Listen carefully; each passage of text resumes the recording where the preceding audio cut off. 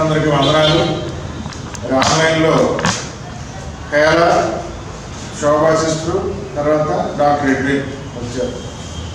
ఇక్కడ మాతో పాటు డాక్టర్ సలోని గారు, సోని కాంతమ్మ గారు, సుహాసినమ్మ గారు, వాళ్ళ కుటుంబం విజయ్ హేరి మనవాళ్ళు వచ్చారు.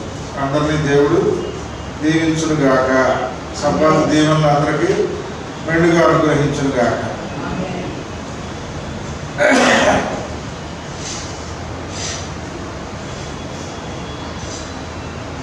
మనకి రెగ్యులర్గా మన ఆరాధనతో పాటు 2-4 సబ్బాతుల్లో ఇప్పుడు లాంగ్వేజ్ కూడా నేర్చుకుంటాం. కాబట్టి మీకు తెలిసిన వారికి కూడా చెప్పి వారు కూడా నేర్చుకోవడానికి వారిని ప్రేరేపించాలని, ఆ విధంగా సంఘాన్ని కూడా మనం విస్తరించడానికి కొంత అవకాశం ఉంటుందని, మరి ఆ విధంగా ఇతరుల్ని మనము ప్రేరేపిద్దాము.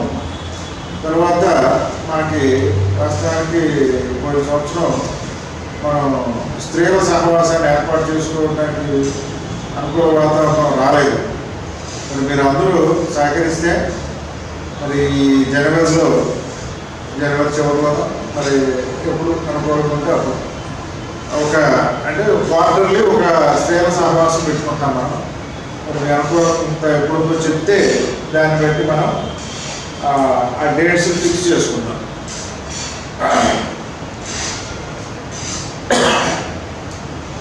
ఇంకంతే అనౌన్స్మెంట్స్ ఏమి లేవు. మంచిది. మనం ప్రస్తుతం పడిపోయిన మానవుడు వెలివేయబడ్డాడు. ఎక్కడి నుంచి? దేవుని సన్నిధిలో నుంచి వెలివేయబడ్డాడు. కానీ మనం పడే ప్రయాసంతా దేని గురించి? మన ప్రయాసంతా ఏంటి? ఆ వెలివేయబడిన స్థితి నుంచి మరలా దేవుని సన్నిధిలోనికి వెళ్ళాలి. మానవుడు దేవుని సన్నిధిలోంచి బయటకు నెట్టివేయబడ్డాడు, పాల్గొనబడ్డాడు. కాబట్టి మరలా మానవుడు దేవుని సన్నిధిలోకి ఎలా వెళ్ళాలి? మానవుడు వల్ల అవుతుందా వెళ్ళడం? అవ్వదు. కాబట్టి సాక్షాత్తు సృష్టికర్త అయిన దేవుడు ఏం చేశాడు? తన కుమారుడి ద్వారా మనము ఆయన సన్నిధిలోకి ప్రవేశించడానికి ఒక చక్కటి మార్గాన్ని, అందుకనే మెస్సయ్య ఏం చెప్తున్నాడు? యోహాను సువార్త 14, నేనే సత్యమును మార్గమును జీవము. ఆయన సత్యముగా ఉన్నాడు. ఆయన ఈజ్ ద ట్రూత్. ఆయనలో సత్యం ఉంది. ఆయన సత్యాన్ని బోధిస్తున్నాడు.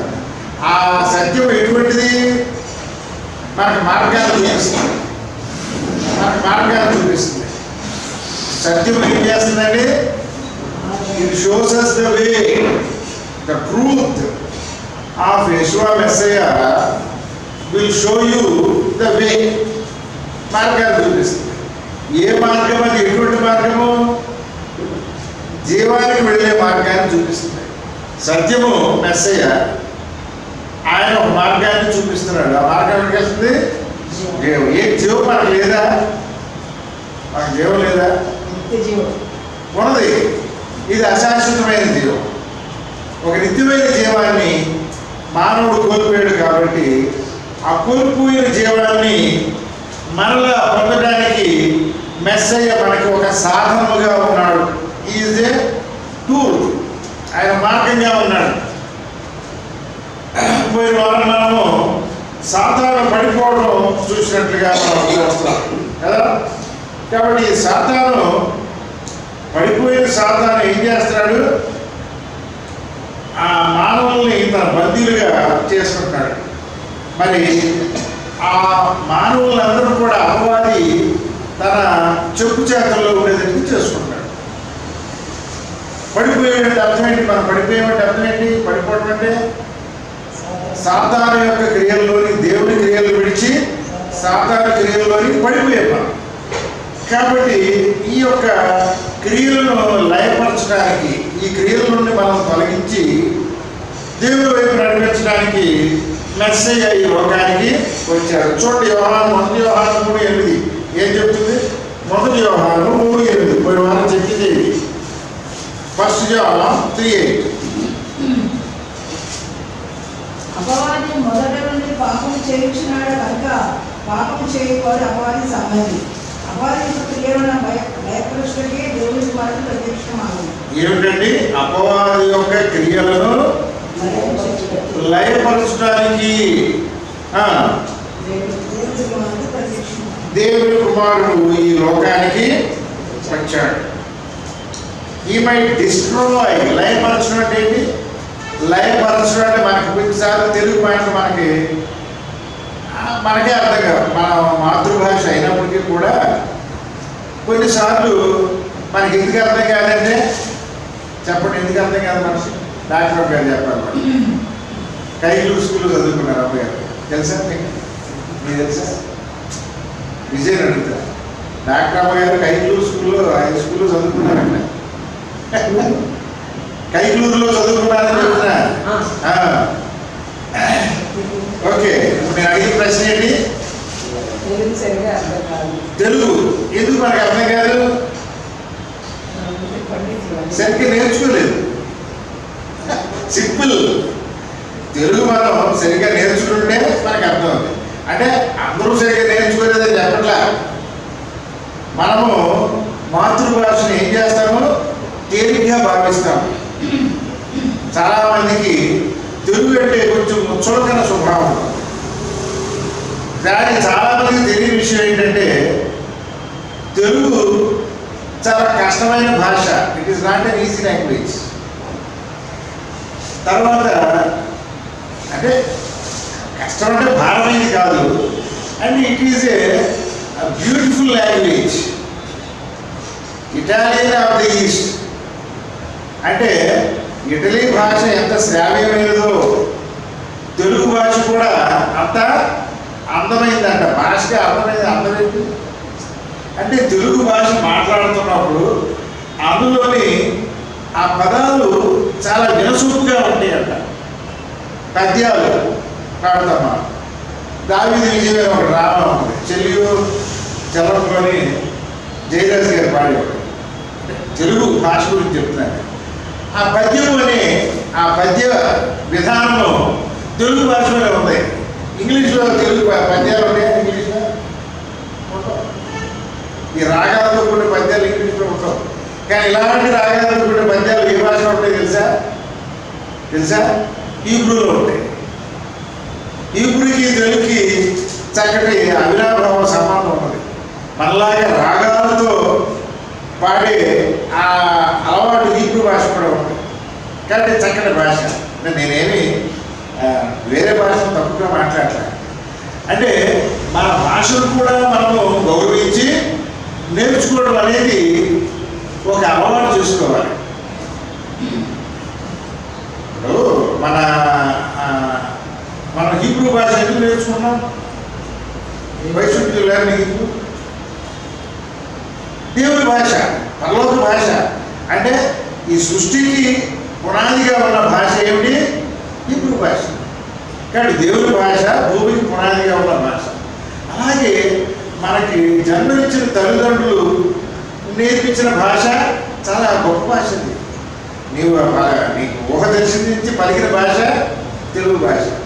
కాబట్టి మనం ఇతర భాషలు నేర్చుకోవడం చాలా మంచిది. It's a great thing. ఎన్ని భాషలు నేర్చుకుంటే మనమంతా ఎక్కువ విషయ జ్ఞానాన్ని నేర్చుకుంటాం. కాబట్టి ఇక్కడ మనము ఏమన్నాం? ఇక్కడ పదవేంటి ఇప్పుడు మనం అనుకున్న పదవేంటి? ఇప్పుడు చదవండి 3:8. లయము రెండమ్మ. లయం కావడం అంటే లయం అనేది చాలా స్ట్రాంగ్ వర్డ్. లయపరుచుట అంటే లేకుండా చేయడం, టు రిమూవ్, టు డిస్ట్రాయ్. కానీ డిస్ట్రాయ్ అనే ఇంగ్లీష్ పదం వచ్చేటప్పుడు మనకేమవుతుంది? కొన్ని అర్థం అవుతాయి బాగా. అంటే కొన్ని అర్థం చేసుకుంటానికి ఇతర భాషను కూడా మనము ఉపయోగిస్తాం. తప్పేం కాదు అది. ఇతర భాషను నేర్చుకోవడం తప్పు కాదు. That English is an international language. It is a good media. దాన్ని నేర్చుకోవడం చాలా మేలుకరం, మంచిది. కాబట్టి ఇక్కడ యోహాన్ గారు ఏం చెప్తున్నాడు ఇక్కడ 8వ వచనంలో, that he might destroy the works of the devil. బాగా మనం అర్థం చేసుకోవాలి. తెలుగులో చదవడం చివరి భాగం ఏంటిది? వాడు అపవాది కనుక పాపం చేయవాడు అపవాది సంబంధి, అపవాది యొక్క క్రియలను భయపరచుకుంటే దేవుని కుమారుడు ప్రత్యక్షమాయను. దేవుని కుమారుడు, దేవుని కుమారుడు ఎవరు? దేవుని కుమారుడు ఎవరు? యెషువా మెస్సయ్య. యెషువా మెస్సయ్య. మనం బైబిల్ ట్రాన్స్లేషన్ యేసుక్రీస్తుని రాయాలి. దేవుని కుమారుడిగా ఉన్న యెషువా మెస్సయ్య, ఆయన ఎన్నో బిరుదులు ఉన్నాయి కదా, చాలా బిరుదులు ఉన్నాయి. ఒక బిరుదు చెప్పండి. జస్ట్ వన్ టైటిల్, రక్షకుడు. ఇంకా ప్రిన్స్, ఇంకా ఆది కారణం అని టైటిల్స్, సమాధానకర్త. ఆది కారణం మొదటి అధ్యాయంలో ఆయన ఏ విధంగా వర్ణించబడ్డాడు? వెలుగుగా వర్ణించబడ్డాడు. ఇంకోటి యోహాను సువార్తలో వాక్యముగా ఉన్నాడు. ఇలా ఆయన సుమారు 1000 పేర్లు, 1000 నేమ్స్ ఉన్నాయి. ఓకే, ఇక్కడ ఆయన దేవుని కుమారుడు ఈ లోకానికి వచ్చాడు. ఎందుకు వచ్చాడు? Why should he come into this world అని సహజంగా మనం చెప్తాం. కానీ ఇక్కడ రాయబడింది ఏంటి చూడండి.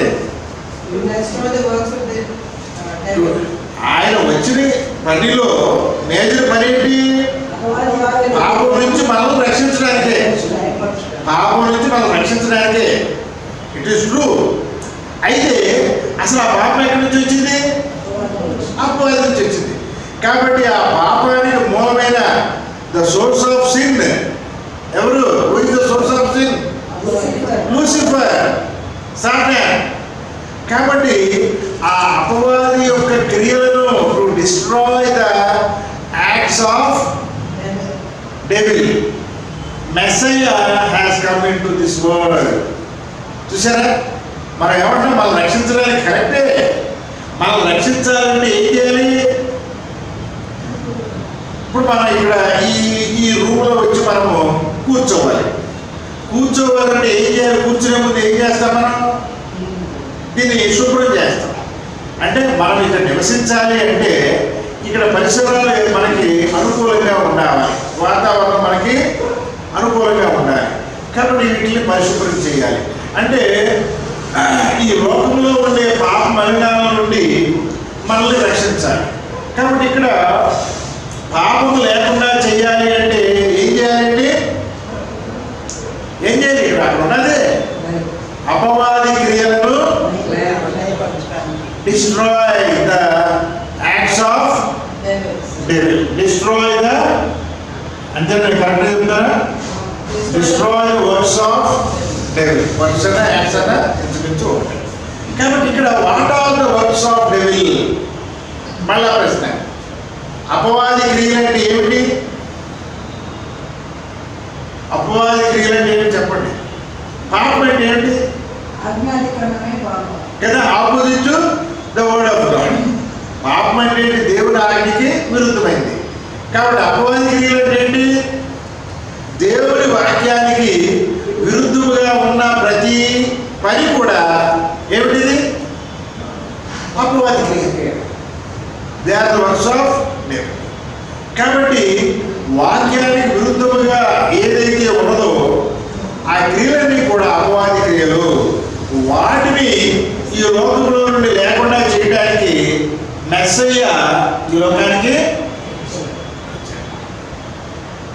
వాక్యానికి విరుద్ధంగా ఉన్న క్రియలేంటి? అపవాది ఈ లోకంలో మెస్సయ్య ఉండగా ఏం చెప్పాడు? ఆ కొండ మీదకి వెళ్ళినప్పుడు ఏం చెప్పాడు అపవాది? ఏమని అడిగాడు?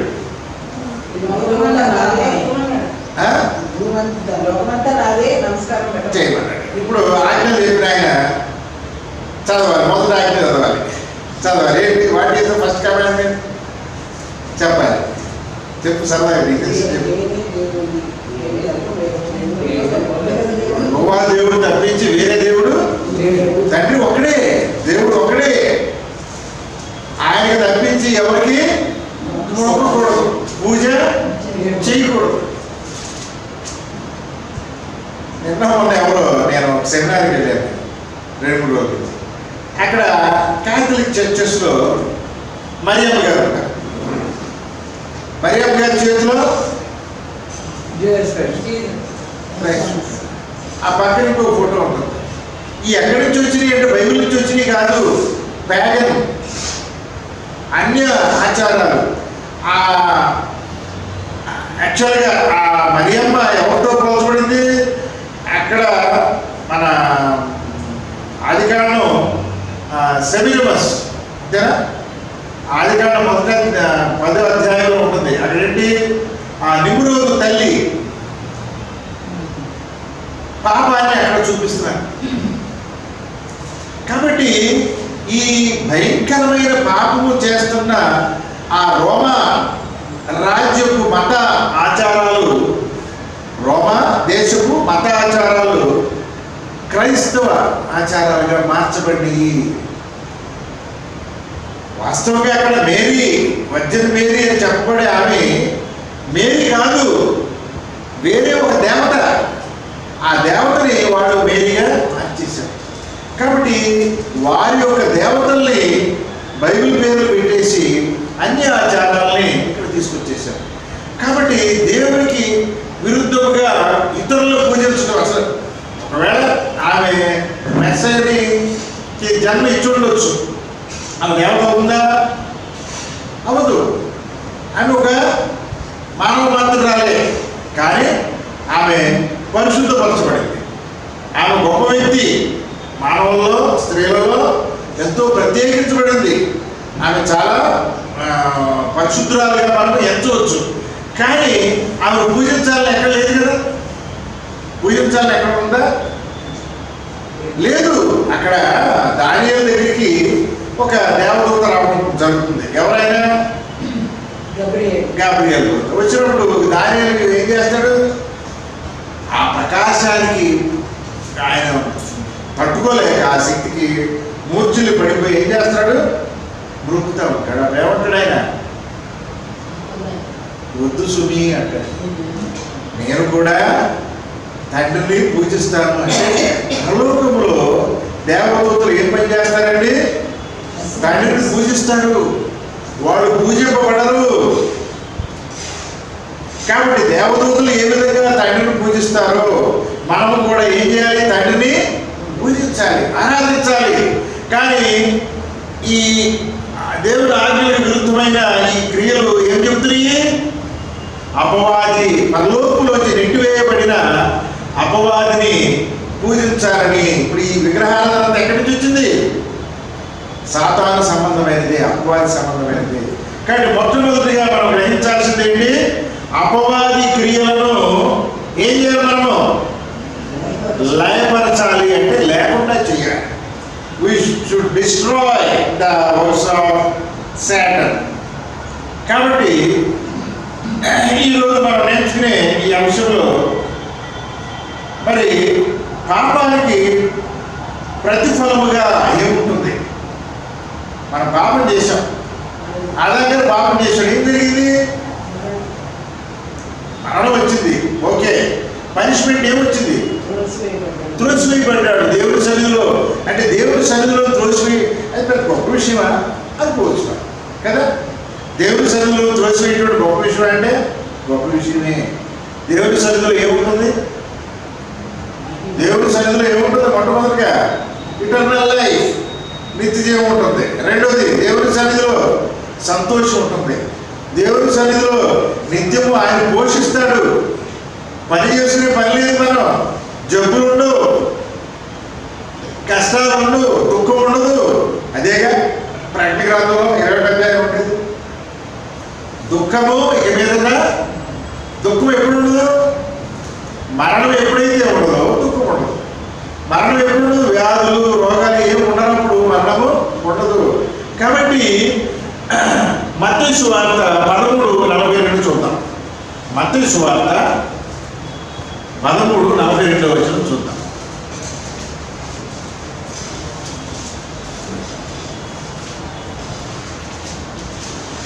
అక్కడ ఏడుపును పన్ను దొరుకుతూ ఉండును. ఎక్కడ?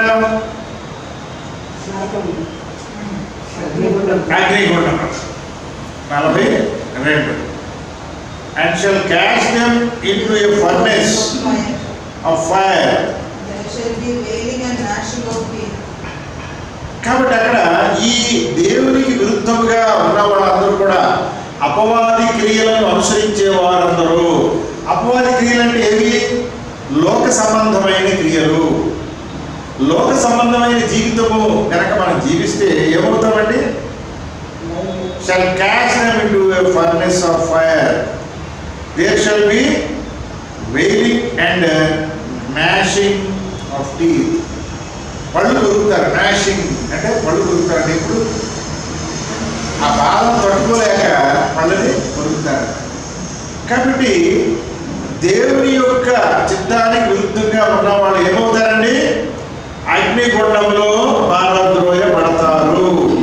కాబట్టి ఒకవేళ మనకి అది ఇమీడియట్గా ఇప్పుడు లేకపోవచ్చు. As on today you may not get that punishment, but one day those who do not obey the commandments of God will get this punishment. ఎవరైతే దేవుని ఆజ్ఞల్ని గైకొనకుండా అపవాది క్రియలను చేస్తారో వారు ఈ శిక్షను పొందుతారు. కాబట్టి మెస్సయ్యను మనము అనుసరిస్తే మనకేం జరుగుతుంది? ఈ అగ్నిగుండంలో పడే బాధ మనకి ఉండదు. ఏ విధంగా అక్కడ షడ్రకు మేషకు అభ్యర్థికోవాలని ముగ్గురుగా ఉంటే నలుగురు అయ్యారు. నాలుగో వ్యక్తి ఎవరు? యెషువా మెస్సయ్య. వాళ్ళ అగ్నిగుండంలో ఏ విధంగా బయటికి తీసుకొచ్చాడో ఆ కాలకుండా మనల్ని కూడా ఏం చేస్తాడు ఆయన? He will redeem us. మనల్ని అక్కడి నుంచి కాపాడుతాడు. కాబట్టి ఈ లోకమనే అగ్నిగుండంలో మనం మండిపోకుండా, లోకం అగ్నిగుండమా అని మనకు అనిపించవచ్చు. ఈ లోకం బాగానే ఉంటుంది, లోకంలో జీవించేంత కాలము. కానీ ఈ లోకాశ ప్రకారం జీవించిన తరువాత you will be throne away into that lake of fire.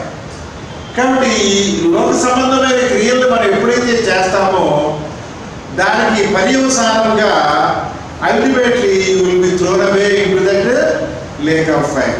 కాబట్టి ఒకనొక రోజున తీర్పు జరిగినప్పుడు మనము అందులో పడద్రోయబడతాం. కాబట్టి ఆ అగ్నిగుండం నుండి మనం రక్షించడానికి మెస్సయ్య ఈ లోకానికి వచ్చాడు.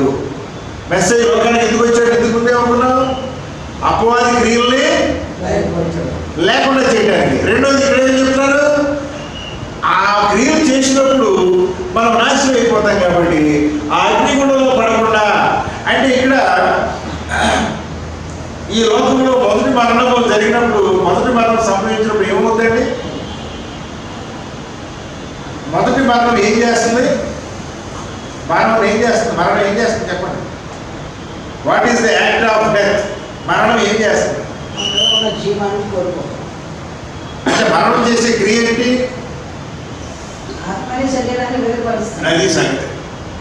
ఇప్పుడు మనలో శరీరంలో ఆత్మ ఐక్యమై ఉన్నది. ఆత్మ శరీరం లోపల ఉన్నది కాబట్టి మనలో జీవము ఉన్నది. ఎప్పుడైతే మనలో నుంచి దేవుడు అనుగ్రహించిన జీవం వెళ్ళిపోద్దో అప్పుడు ఏమైపోద్ది? శరీరంలో నశించిపోద్ది, కుళ్ళిపోద్ది, వేరైపోతుంది. కాబట్టి ఆత్మ ఎక్కడికి వెళ్తుంది? అది అనుగ్రహించిన దేవుని యొద్దకు వెళ్ళిపోతుంది. ఆత్మ నాశనం అవ్వట్లేదు, శరీరం మాత్రమే నాశనం అవుతుంది. కానీ ఒకనొక రోజున ఆత్మ మరలా ఈ శరీరంతో ఐక్యమవుతుంది. కాబట్టి ఇక్కడ రెండు మరణాలు ఉన్నాయి మనకి. రెండు మరణాలు. మొదటి మరణంలో శరీరం మాత్రమే నాశనం అవుతుంది, ఆత్మ తండ్రి యొద్దకు వెళ్తుంది. కానీ ఒకవేళ మనం రెండో మరణాన్ని పొందితే, if you have to face the second death, what will happen? The spirit also ఏమవుతుంది? అగ్నిగుండంలో వేయబడుతుంది. అక్కడ ఆత్మ కూడా ఎంతో వేదన పొందుతుంది. ఆ ఆత్మ రక్షించబడదు. ఇక ఆత్మకి రక్షణ అనేది ఉండదు. కాబట్టి మనము మొదటి మరణము పొందక ముందే మన ఆత్మల్ని రక్షించుకునే వారిగా ఉండాలి. ఆ రక్షణ పొందాలంటే ఎవరు? మెస్సయ్య ద్వారానే కలుగుతుంది. కాబట్టి ఆయన అగ్నిగుండం నుండి మనల్ని విడుదల చేస్తాడు. తర్వాత సామెతల గ్రంథము చూద్దాం. ఈ సామెతల గ్రంథంలో ఆదాము హవ్వల వలె పడిపోకుండా మనము దేవుని వాక్యం చేత రక్షించబడతామని హెచ్చరిస్తుంది. చూడండి, ఇప్పుడు మనం చదువుకున్నాం సామెతలు 3వ అధ్యాయం Proverbs 3:5-8. నీ స్వబుద్ధిని ఆధారం చేసి కనుక నీ పూర్ణ హృదయంలో యెహోవా యందు నమ్మకం ఉంచుము. నీ ప్రవర్తన అంతటి యందు ఆయన అధికారమునకు ఒప్పుకొనుము. అప్పుడు ఆయన నీ ప్రవర్తన సరళం చేయును. నేను జ్ఞానిని కదా అని నువ్వు అనుకోవద్దు. యెహోవా యందు భయభక్తులు కలిగి చెడుతనము విడిచిపెట్టుము. అప్పుడు నీ దేహమునకు ఆరోగ్యమును నీ ఎముకలకు సత్తువయు కలుగును. నీ రాబడి అంతటిలో ప్రథమ ఫలమును నీ ఆస్తిలో భాగము ఇచ్చి యెహోవాను బలపరచుము. అప్పుడు నీ గొప్పలో ధాన్యం సమృద్ధిగా ఉండను. నీ గానుగలో నుండి గొప్ప ద్రాక్షలను పైకి పొరలి పాలను. నా కుమారుడా, యెహోవా శిక్షను గుణీకరించవద్దు. ఎంతవరకు చదివామా? 10. ఓకే, ఇక్కడ ఈ అధ్యాయంలో ఒకసారి మనము కొంచెము ధ్యానం చేసి ముందుకెళ్తాం. సామెతల్లో ఎవరి గురించి రాయబడింది? ప్రావెర్బ్స్. ఎవరి గురించి రాయబడింది అంటే అక్కడ సెంట్రల్ ఐడియా ఎవరిది? ఎవరు ఉంటారు సామెతల్లో? ఎవరి గురించి ఉంటుంది? అబౌట్ నాలెడ్జ్, జ్ఞానం గురించి ఉంటుంది. ఇక్కడ జ్ఞానం అంటే ఎవరు? మెస్సయ్య. అంటే ఈ సామెతలన్నీ కూడా మెస్సయ్య గురించి రాయబడి, మెస్సయ్య యొక్క గుణగణాల గురించి రాయబడి, మనం ఎప్పుడన్నా సామెతల గురించి ప్రత్యేకంగా నేర్చుకున్నాం. ఇక్కడ దేవుని ఆజ్ఞల్ని ఎలా గైకొనాలంట? With your whole heart. మనం ఏం చేస్తాం? సబ్బాతు రోజున దేవుని ఆజ్ఞల్ని వల్లిస్తాం, నోటితో పలుకుతాం. మంచిది, ఇట్ ఈస్ గుడ్. ఎందుకని? మర్చిపోకుండా ఉండడానికి ఆ విధంగా పలకడం చాలా మంచిది. ద సేమ్ టైం మనం ఏం చేయాలంటే వాటిని హృదయపూర్వకంగా, అంటే మనస్సుతో వాటిని గైకొనాలి. దేవుని తప్పించి ఇంకొకరిని పూజించకూడదు అనేది ఎక్కడ ఉండాలి? హృదయంలో ఉండాలి, పెదవుల్లో కాదు. ప్రతి ఆజ్ఞ కూడా మన హృదయంలో ముద్రించబడాలి. అప్పుడు ఏమవుతుందంట? ఆజ్ఞలు గైకుంటే ఏమవుతుంది? అక్కడే ఉంది. నీకు లోపల ఈరోజు బతకాలనుకుంటున్నావా? దేవుని ఆజ్ఞలు గైకు. తర్వాత ఏమంటాడు? శాంతి సమాధానం. దేవుని ఆజ్ఞలు గైకునే వాడికి ఏముంటుంది? శాంతి సమాధానం. తర్వాత వాటిని హృదయంలో ఉంచుకోమని వాక్యం చెబుతుంది. తర్వాత ముందుకు వెళితే మరి నీ ప్రవర్తన అంతటి మీద అధికారం ఎవరు ఉండాలి? Who should dominate? దేవుని ఆజ్ఞలే పెత్తనం చేయాలి.